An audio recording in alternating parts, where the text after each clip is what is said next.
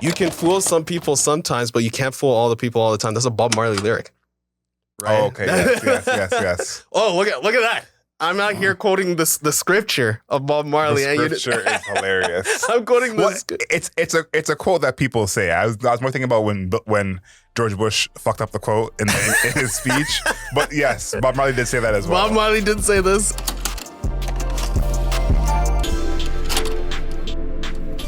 Good afternoon, beautiful people. This is another episode of Album Mode.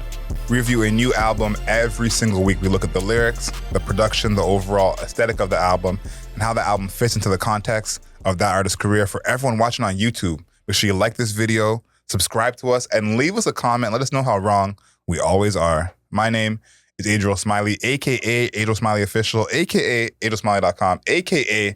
The Godfather, a.k.a. Champion Scribe. We're here with His Royal Highness, maybe a munch still, a.k.a. the Bunny, a.k.a. Green Goblin, King Grant. Welcome back, everybody. It's Album Mode. This time, we're reviewing the three sisters, Haim, and their latest album, I Quit. Haim, one of these groups that we have been following for longer than we've been reviewing music. Haim, a collective of three sisters who have come together since, I think it was like 2015 or 14 or something like that. 2013 is the first album. Yeah, and they've been dropping music for over a decade now. Teamed up with the likes of Thundercat once, Taylor Swift before, et cetera, et cetera. And they're back dropping this new album, I Quit, which I've been intrigued by. I'm not going to lie to you, because after Women in Music Part 3, I was wondering where does one go after hitting, I would say this is like indie rock mainstream. Like they just peaked above it. Again, they were doing stuff with Taylor Swift and Thundercat. Well-known names, obviously. So I'm like, okay, where do you guys go after that where it kind of feels like they peaked a little bit? I think they are probably the example of an act that is very popular in certain circles, but overall is not that popular. I think a lot of people who don't know who Haim is. That's why I said indie rock mainstream. Yeah, it kind of gives me a little Boy Genius vibes of like, there are people who are like, that means nothing to me. You say Boy Genius, I think Jimmy Neutron. And I think that Haim is one of those groups where, again, in certain circles, we all listen to them, know them. Other circles, it's like, what did you just call me? So I feel like they reach kind of the pinnacle of that kind of artist. You're absolutely right. 7.3 million monthly listeners on Spotify. Not a huge number. And somehow our first Haim review. I know. How to make it this far? I was surprised. I went back to look back and think we reviewed something before. We didn't. I know. I couldn't believe it. I double checked Spotify. I said, did we not post it or something? Like, yeah, I think they may have released Women in Music Part 3 like right before we started the podcast or something like that. Yeah. Because I'm like, I know just privately, we've talked about Haim for years. A bunch of times. Yeah, for years and years. So I had that same feeling as well, where I'm like, oh yeah, we reviewed Women in Women in Music Part 3, and I'm like, no. I'm like, I just have all these deep thoughts about this album that I've never expressed. So yeah, I don't know. It's a very interesting group because it feels like they've also been present for like that time. Like I feel like they never really went away from the 2021 to now. There's always been a little undercurrent of Haim in the music sphere. Yeah, they kind of find a way to stay relevant. They tour, so I think that definitely helps. You talked about some of their collaborators. They've worked with Taylor Swift, Kid Cudi, Calvin Harris. I forgot about the Calvin Harris. So yeah, they're one of those groups that's known. And there's this description of their sound, which I've never seen before. So I had to, if I read it, y'all have to hear it. It says, Haim's sound has been described as new folk meets 90s R&B. A music that sounds like it was written on a lakeside retreat attended by Stevie Nicks, John Waite, and En Vogue. Wow. I've never heard any of those words together talking about Haim. It's a brand new paragraph. Yeah. I was a music director for some time. Yeah. This is all news to me. It's funny because they definitely have a Michael Jackson element to their music. I would say especially in Women in Music. And the second album, I'm trying to remember, it's been almost 10 years since the second one came out. Something to Tell You? Yeah. Where they all had the cool sunglasses on it. Those two albums were very much Michael Jackson influenced with the layered vocals and the hooks being layered in the same way that Michael Jackson does his music. So I'm kind of surprised that anybody is ever describing Haim's music without mentioning Michael Jackson.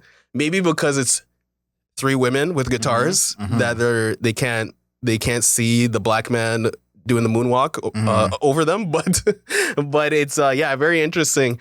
Did you sense any Michael Jackson on this latest one? And I Quit.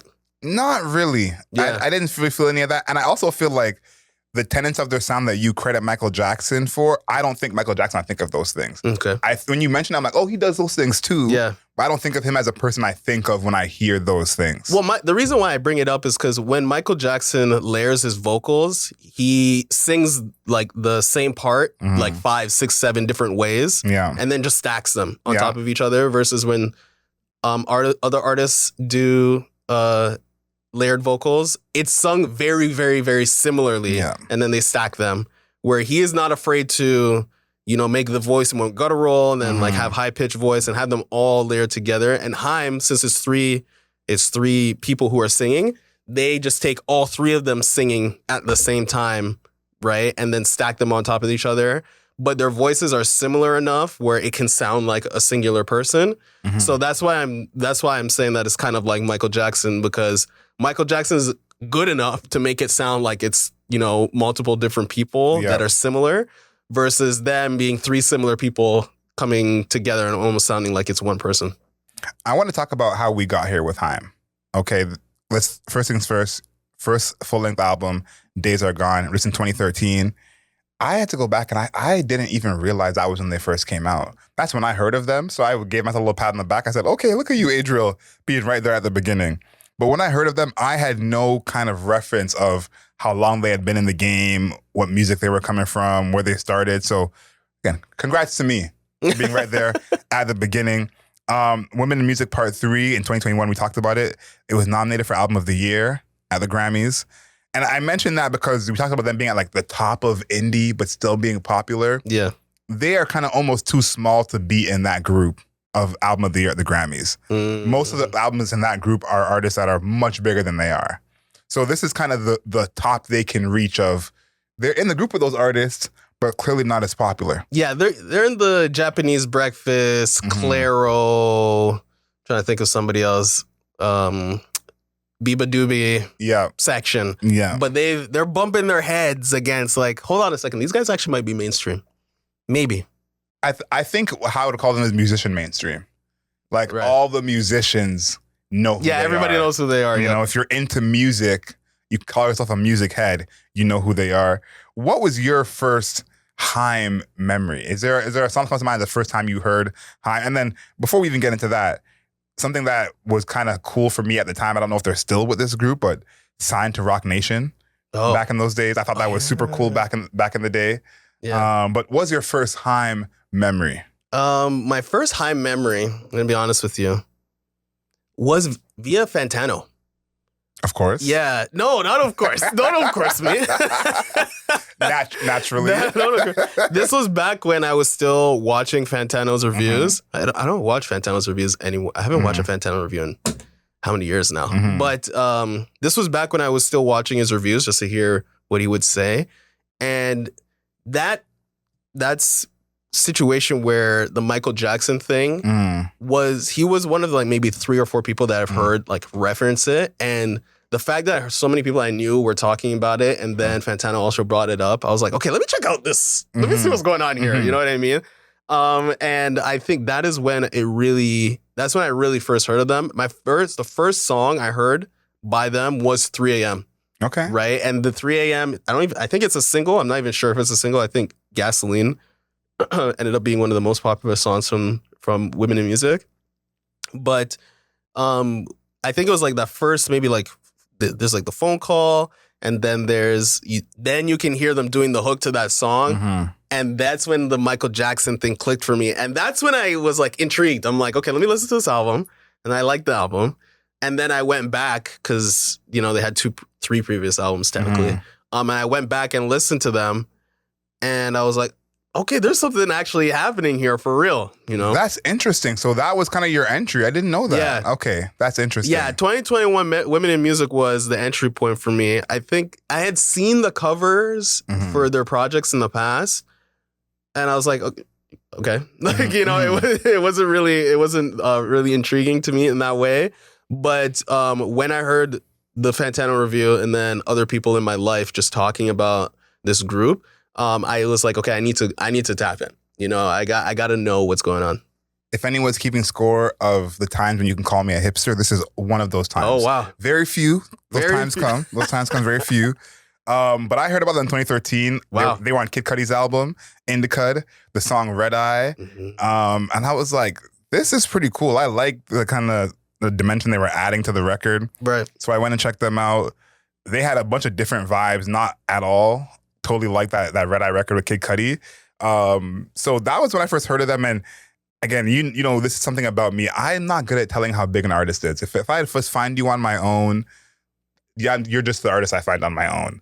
So up until 2021, I had no kind of gauge of who knew or didn't know who they were. You know, that Kid Cudi album was kind of a resurgence for him. It was right after his rock album. Ooh. And it was like, okay, he's back. He's back again. That was a dark time. So I knew that Kid Cudi fans were aware of who they were, but I had no gauge of who knows who Haim is. And only in the past 2 years I realized, okay, they've reached the mainstream. People know who they are. So very interesting. Of course, in the comments, let us know your first Haim song, you remember first Haim memory. There was no wrong answers. Okay, me and Démar are 7 years apart, 8 years apart in this answer. Yeah. No wrong answers here. Yeah, exactly. When it comes to the production, I want to talk about this album because this album to me is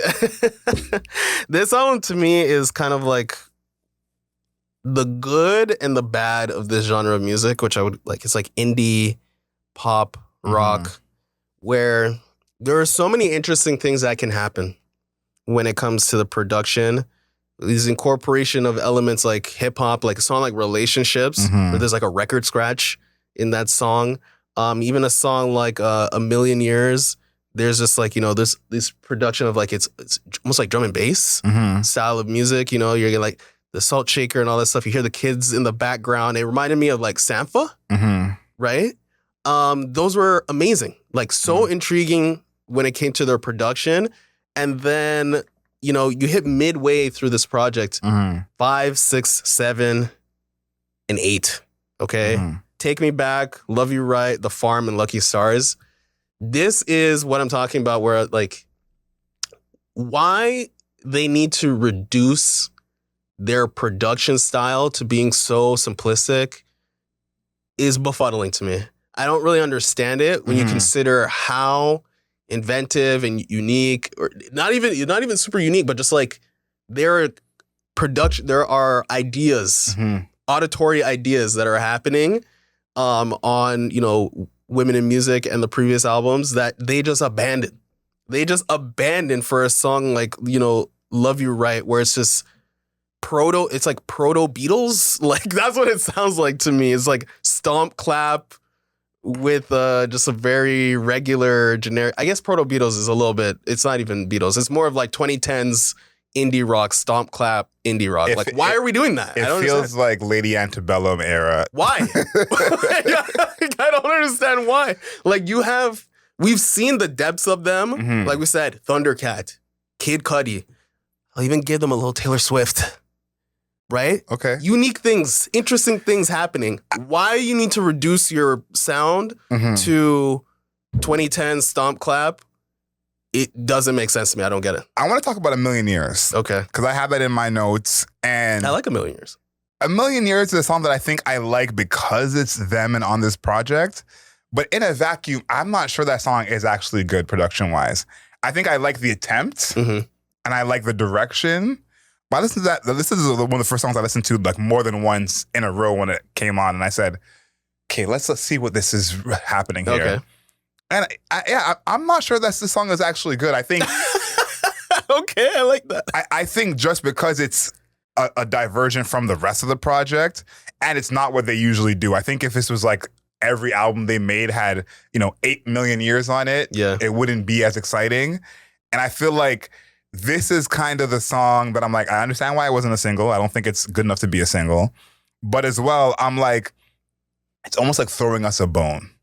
Because I'm with you. I don't need to get into this, again, stomp clap with a song, I Love You Right. Like, I don't need that. But if I'm trying to be objective here, I think Love You Right is a better stomp clap song than Million Years is a better drum bass song. Even though I'd rather hear the drum and bass song, right, I still think Love You Right is better at what it is than Million Years is better at what it is. Wow. So I think that's kind of where the production threw me off a little bit, is that, like, again, we love the attempts. Experimentation will get you more points in the Album Mode podcast. If you want to get your points higher, experiment. Do something different, unique. Yeah. But I feel like Million Years on I Quit, it just doesn't hit the same. And I think this is almost like two different kinds of fans, because I think there are, like, Take Me Back was one of the singles. So I know, that's crazy to me. So I think there is that kind of fan that wants to hear that stomp clap. And I think maybe we are not as into, like, because what album have we heard where we hear that? Like, Take Me Back is one of the, I don't want to say it's crazy, but, like, it's just so prototypical of that sound and that style that, like, me and you don't hear that style and get excited. But there are people who do. So I think for that, millennials, you gotta be like 35. Well, this is a millennial. I think this is something that is also forgotten. This is a millennial group.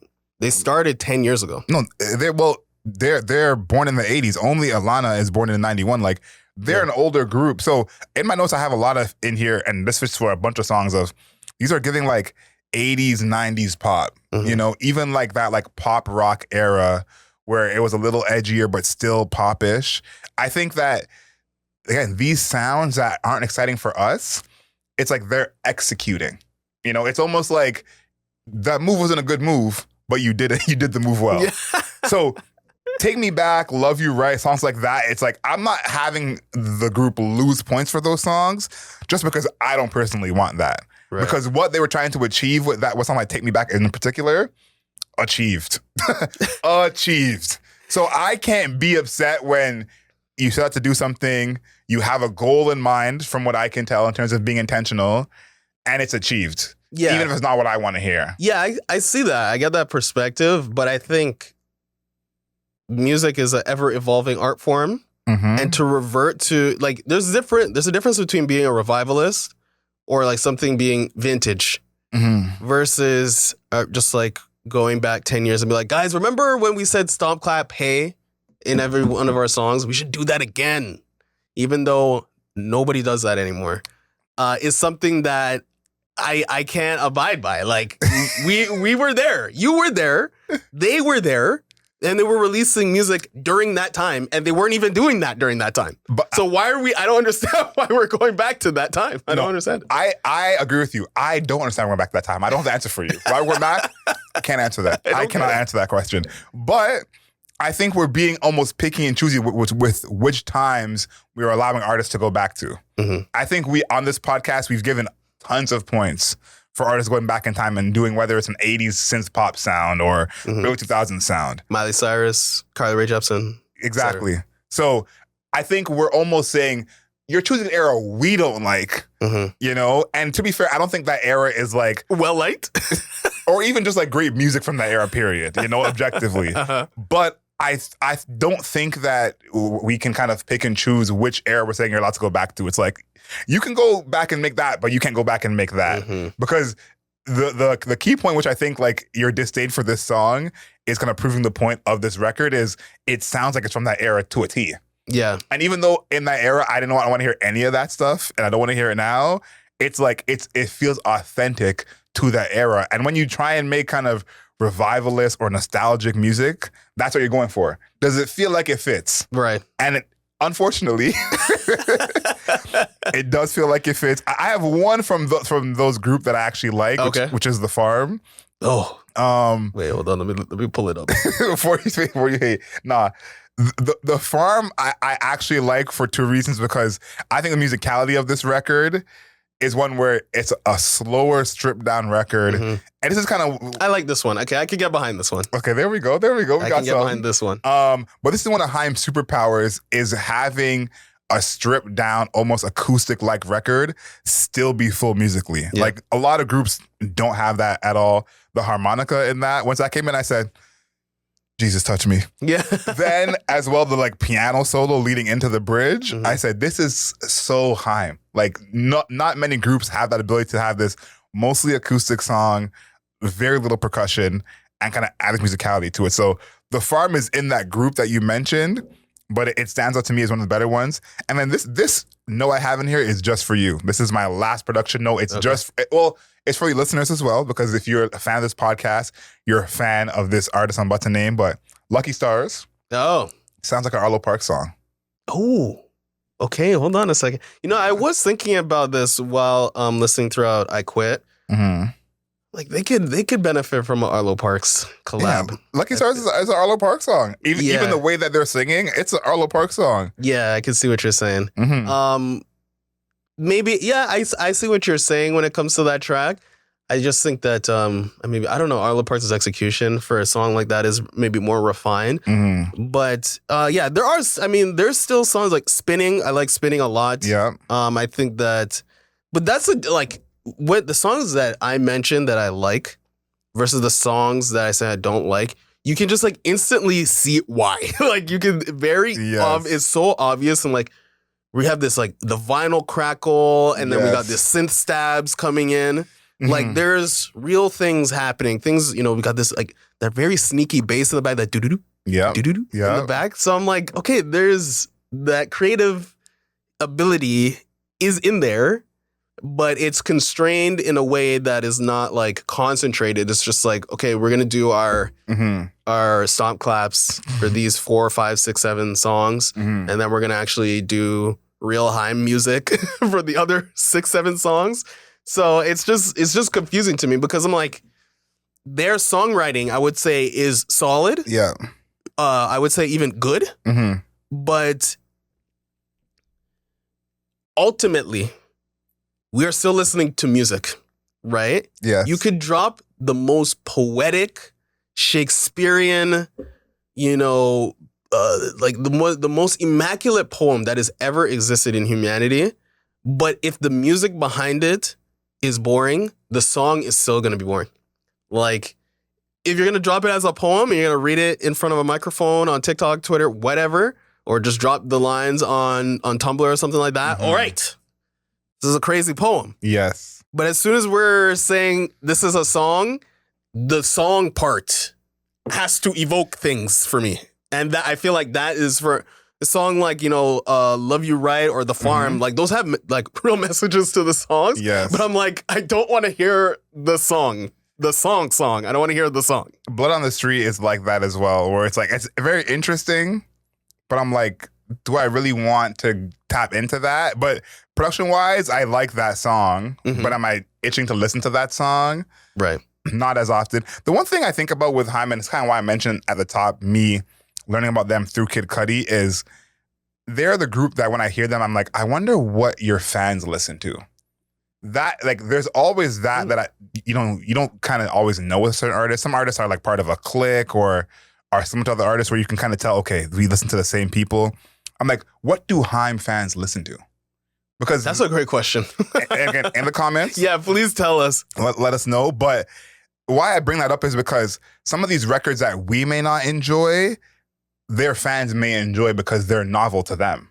Right. And I think that is a big part of their sound is where are you coming from musically as a listener? I think where we're coming from musically, a lot of the stuff is not going to hit us the same way. I think if you're a Haim fan and maybe Million Years is blowing your top off. You know what I mean? Like maybe to you that's like, whoa, this is crazy. Yeah. So I think that's a big part of the music they're making is some of these sounds to their fans may just be totally kind of off the wall.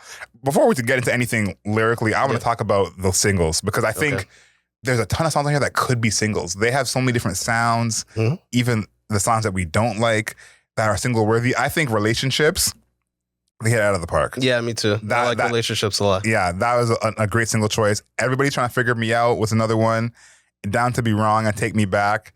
Do you think they got it right with the singles? And is there a song that they didn't make a single that you would have chosen? I like Relationships a lot as a single. Everybody's Trying to Figure Me Out.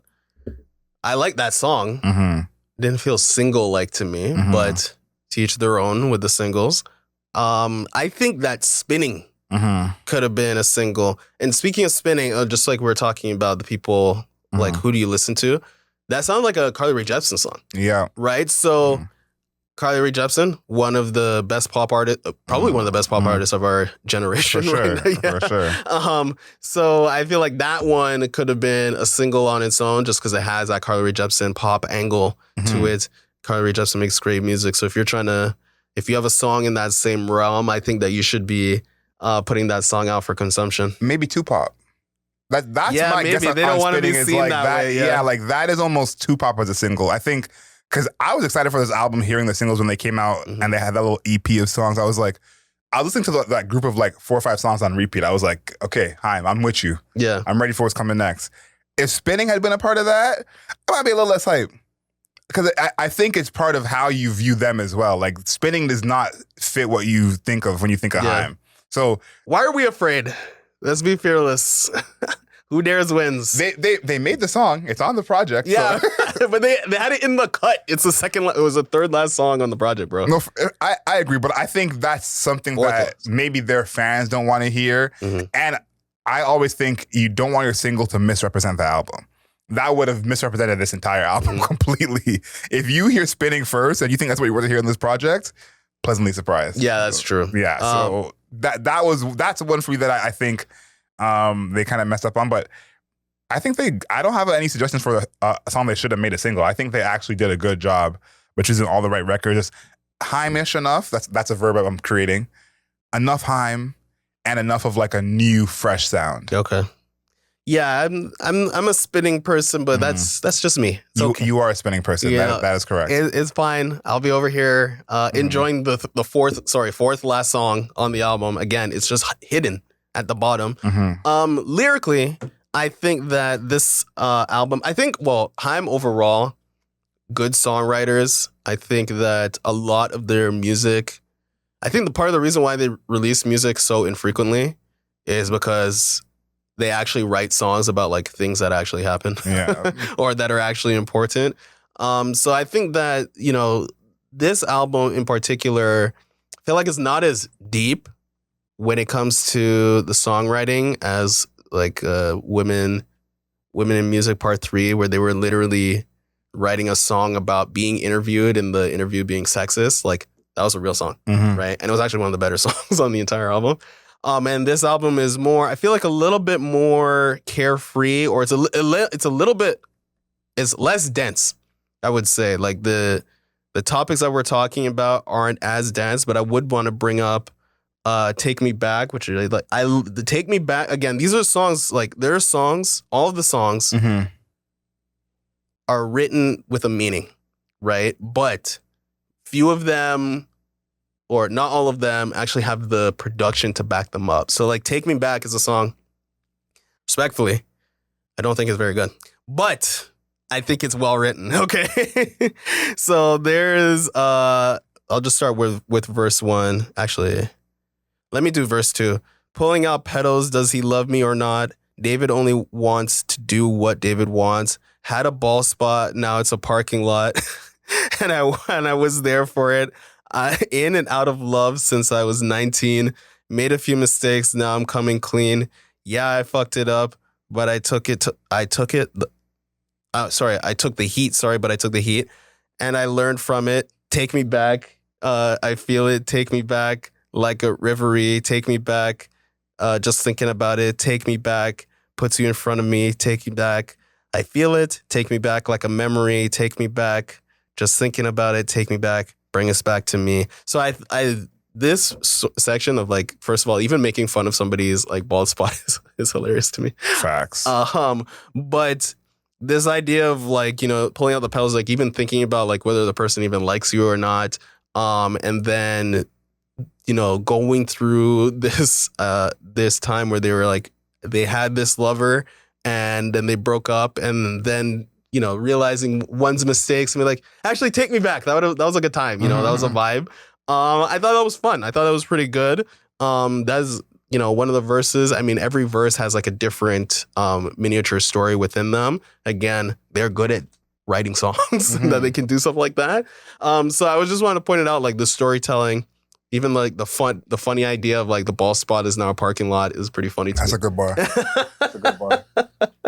So it's well written. Even if I don't like how it sounds like, I can credit the fact that the words where you put on the page, they're good. I feel like they've had well-written records on all their projects. And Me too. This project is no different. I think they do this thing where, of course, there is like a romanticization in some of their songs, but it's not just that. Like there's still something else happening, some kind of topic here. My one set of lyrics is The Farm. This is in verse 2. We want to see you smiling, said my mother on the hill, but the distance keeps widening between what I let myself say and what I feel. And my sister said, it's all right, you can stay with me if you need a place to calm down till you get back on your feet. There's two things in there that I think are so cool about this verse. One, like talking about your sister who's also in the band. Like, you know, the Clips are putting on an album soon. How awesome they're going to talk about each other in the project. Right. Like, that's just such a unique thing that you don't get to do as often in music. Saying, if you need a place to calm down till you get back on your feet, you can stay with me. Like, I think that's pretty sweet. And then the distance keeps widening between what I let myself say and what I feel. That's such an interesting way to put that. It's still talking about, you know, holding in your thoughts, holding in your feelings, kind of letting it bubble up. And I think that that's like almost a thing that people don't talk about as much because technically you're like letting it out by making the music. Like making the song and writing the lyrics is you letting it out. So we don't often hear artists talk about keeping their feelings in as much.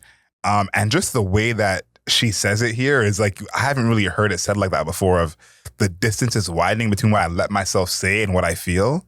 Like, that's such an interesting way to put that. So I thought that was pretty cool in verse 2 of The Farm. They do this a lot, and I think I've seen it on all their projects, is saying something that we've heard before in a way we haven't heard before. And I give a lot of credit to that. Yeah, I think that they're really good at that. And to even bounce off of that is on a song, Gone.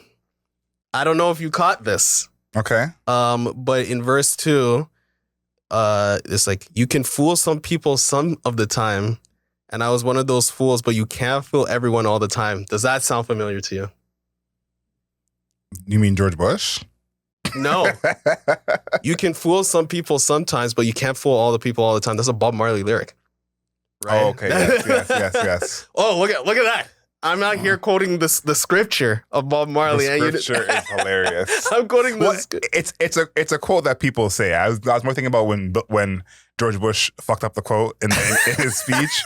But yes, Bob Marley did say that as well. Bob Marley did say this. But it was really interesting for them to make that. I noticed that immediately, like the first time. Maybe it's because of my dad. There was a point in time in my life where that's literally all my dad listened to was Bob Marley. Yeah.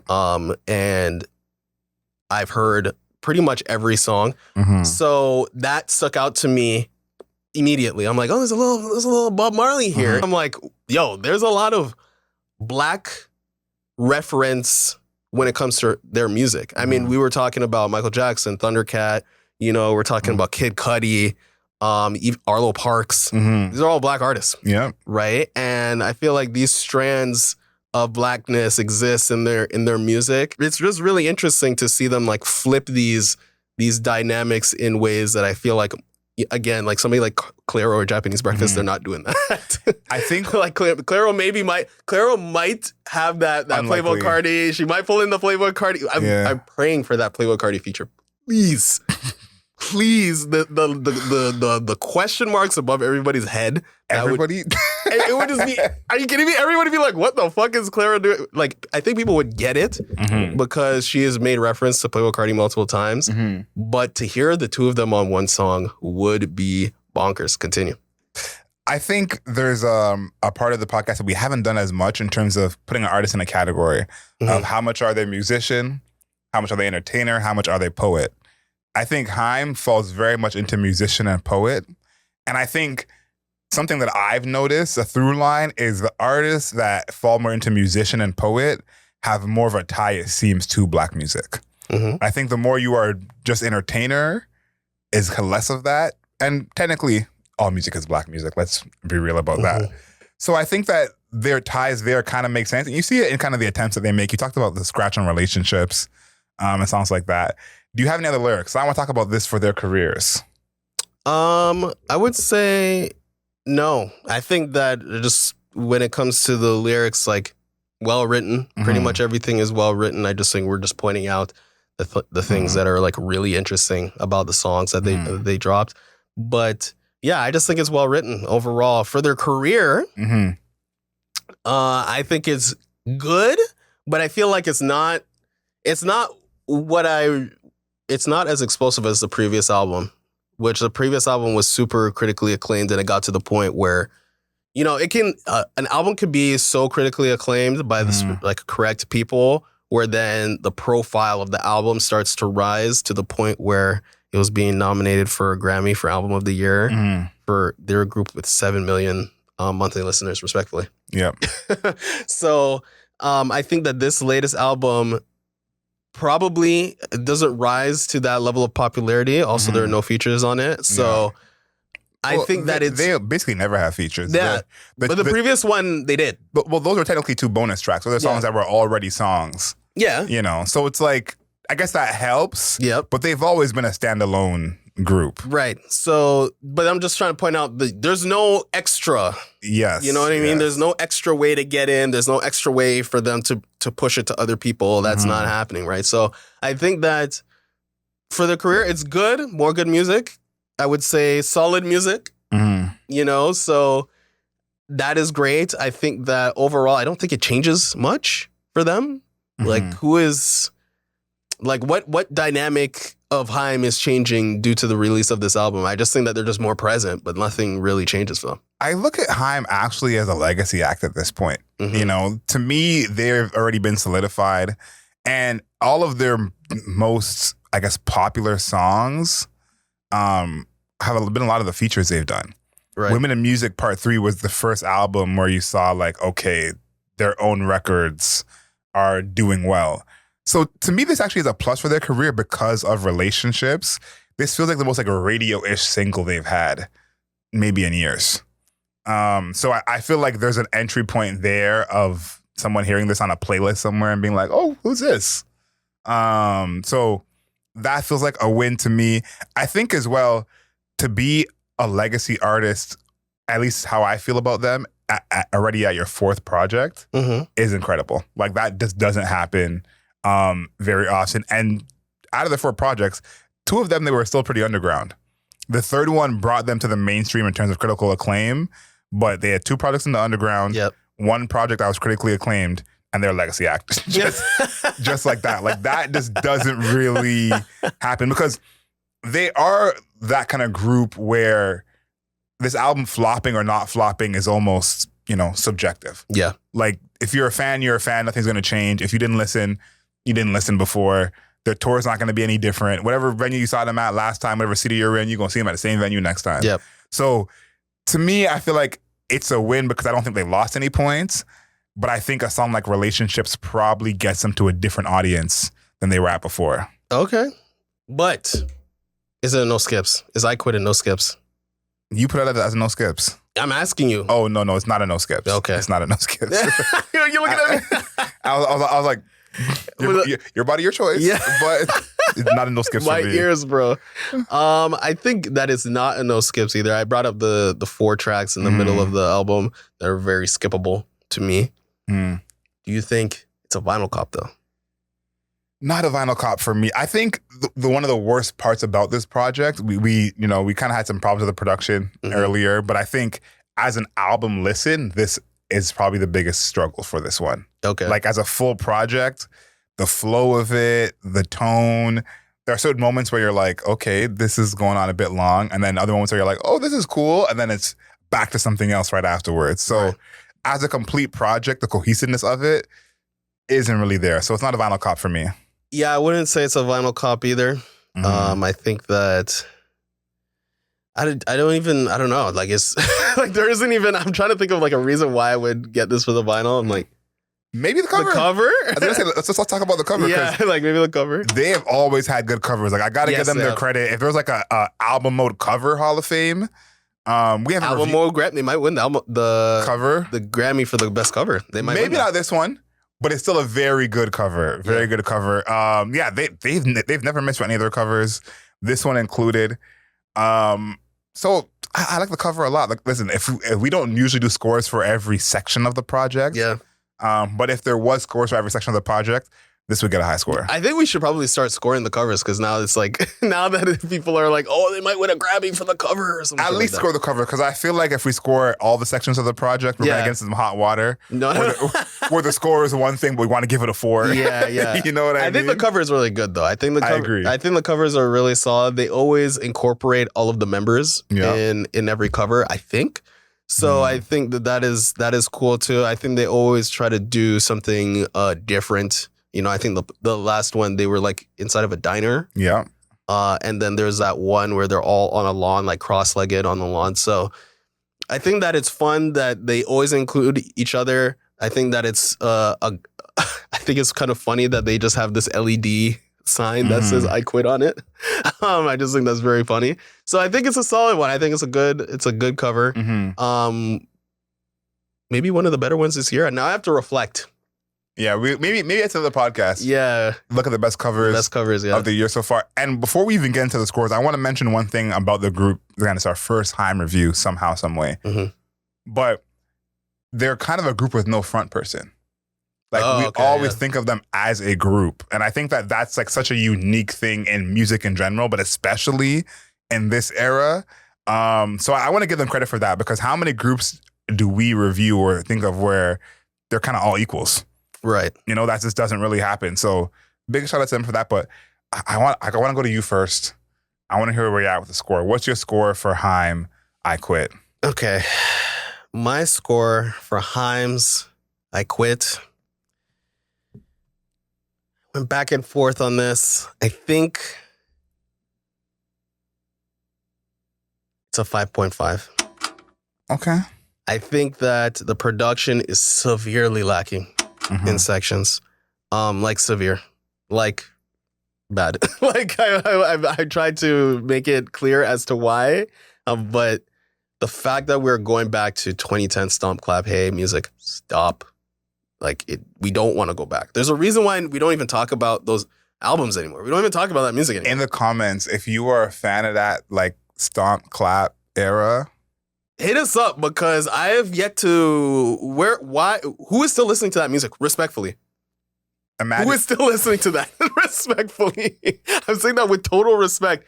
I don't know who is still going back to that style of music and listening to, like, unless you're I don't know. Maybe if you someone's gonna come out the closet and tell you that that's the number one played on Spotify this year. Yeah, so I think that it's a 5.5. I think the songwriting is good, really good. So maybe it's a 6. I'll say 6. The songwriting is good. It's not as impressive as it was on the previous albums. Yeah. But it's still good. The production, it could be good at times. Million Years I liked. Spinning, I mentioned. And, Gone, Relationships, etc. Those are good tracks. So it's a 6. It's solid. It's okay. It's all right. What about you, Adriel? How do you feel about I Quit by Haim?